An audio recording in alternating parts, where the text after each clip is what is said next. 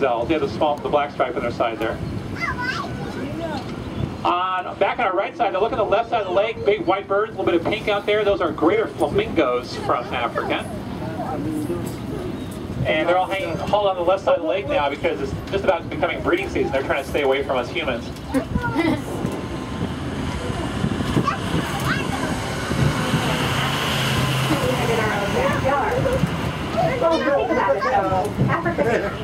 So let's continue with our safety tips. We do ask that you please remain seated while our vehicle is in motion, and we'll stop several times along the way.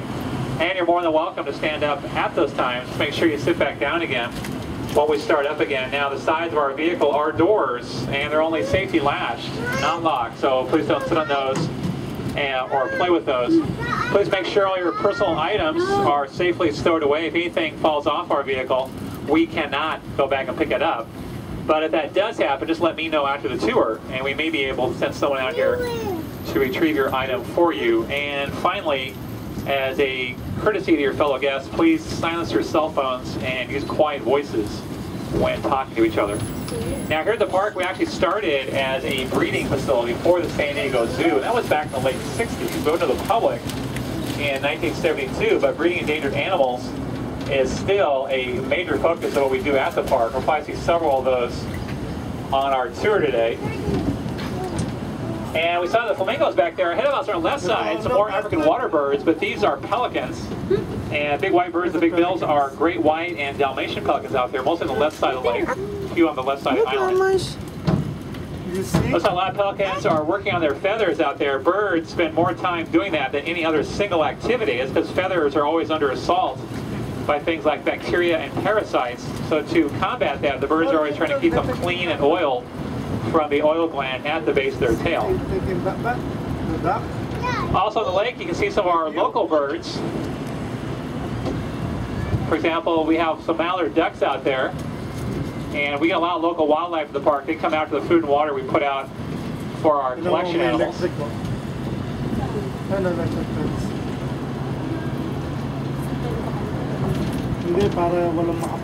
Now, if you're interested in other tours today here at the park, folks, besides this one, for more information about those, just stop at our ticket booth across from our station. Back on this tour, with most tickets, you can ride as many times as you would like today, although you do have to get off each time and come back around through the line. And our last tour today will be at 4:15. It's a nice time to take it as we approach sunset. Now, ahead of us on our left side, we have a bird and a mammal at the feeder trough. Bird, of course, with the long neck, long legs, and brown feathers, one of our female ostriches. Ostrich. And the mammal with her is an Ellipson waterbuck. That's how the ostrich will periodically lift her head up and check us out. She has two big eyes and that small head, and they're very curious and observant birds. They like to know everything going on around them. Now, ostriches are not globally threatened in Africa, although they are regionally threatened in some places by poaching for their eggs and their feathers. Oh, look, Ryan, look. Look, look. Stand up.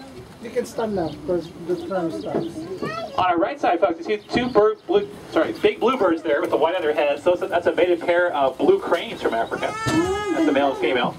And in front of the pond, right here on our right side, the big white bird with the kind of reddish yellow bill, that's a European white stork. That's the stork that the legends of storks bringing bagels to people came from. Because they build their nests in Africa in the winter, and they spend their winters in Africa. They come back to Europe in the spring and build their nests, and usually on the roofs of people's houses. And spring is when most people used to have their babies, so they became associated with babies. On our left side, you can see again the big brown shaggy animals, more of the Ellipson waterbuck there. And they're hanging out. Notice where they're hanging out. They're pretty close to that lake back there, and that's where you see them in the wild. They will escape into water to get away from predators like lions and hyenas who do not like hunting the water. So they're called waterbucks. And big gray animals out there, about across the way, about half of the slope. Those are wildebeest antelope, a favorite prey of lions. And notice how the wildebeest have arranged themselves out there. They're all looking in different directions. So if you think they're doing that because they just don't like each other, raise your hand. Okay, if you think they're doing that because they're looking out for predators for each other, raise your hand. Yeah, predators is correct. Out ahead of us, we have two big animals, a giraffe and a rhino. I'll talk about the giraffe first. She's staying in the middle of the canyon, big tall animal there with the white lines on her body. That's our female reticulated giraffe, adult female reticulated giraffe, Kawani. She's 13. And notice how she's chewing out there, even though I haven't seen her eat anything. And that's because giraffes, like cows and antelope, have the 4 stomachs, and they can regurgitate their food, chew it again, and swallow it again. That may seem kind of gross, but actually it's a great way to get more nutrition out of your plant food. Now, reticulated giraffes are one of the 6 different types of giraffes in Africa. They also are threatened, and we've had 23 of these type of giraffes born here to help them out. Ahead of us, we have this big gray animal walk along, our male northern white rhino, Angoletho. He's walking into a group of the big tan Patterson's elands. They're the largest type of antelope in Africa. Look at the rhino. And notice how Angoletho puts his ears back towards us. Now and then, he can rotate those ears like little satellite dishes, and he has extremely good hearing. And being a northern white rhino, folks, makes him a very special rhino. There's only 7 of his species now left on Earth. We have 2 at the park, there are 4 in Kenya, 1 in the Czech Republic. And the reason they're so endangered is due to poaching for their horns, where they used to live in the northern part of Africa. So here at the park we have sperm cells from him in our frozen zoo.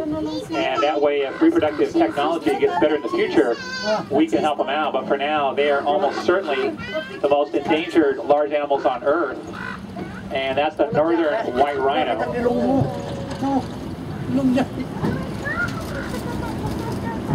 Yung rhino, no? Kaya pala may rhino ka sa bahay.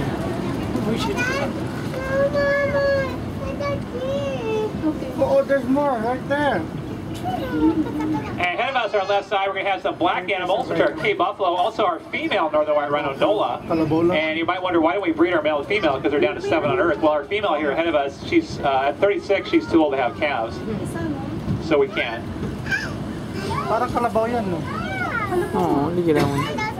So here's Nola. We do have blood and tissue samples from her, though, because, like I said, their species down to 7 on Earth. Down behind her, though, to the left, to the right of her, big black animals are Cape buffalo. And I bet you can guess which one of those is the baby Cape buffalo, born on December 23rd. Yeah, you see the baby, small brown one there, following next to mom. And again, notice how the Cape buffalo are looking different directions, and they are one of the few animals we're going to see today that will protect each other, not just themselves, from danger.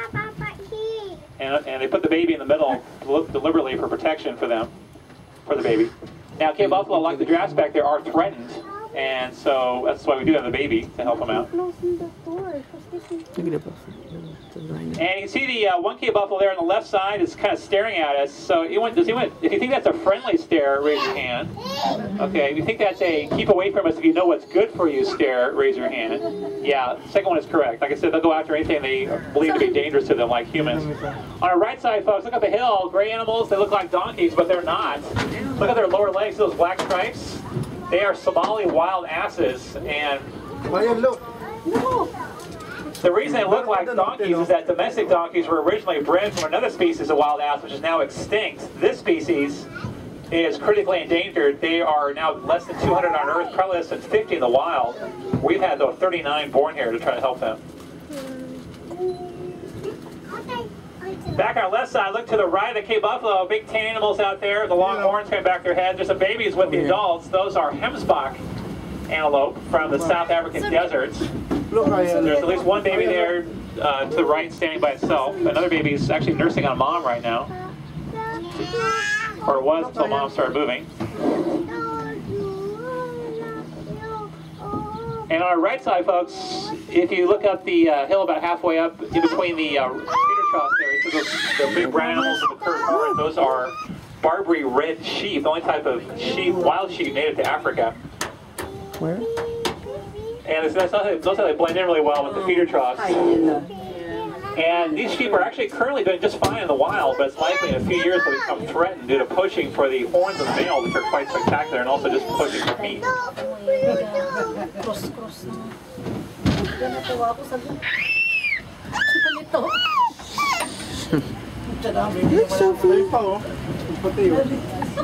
they like to hang out in rocks or even simulated rocks like the feeder troughs because they get away from predators by climbing on cliffs and boulders. They are supremely good rock climbers.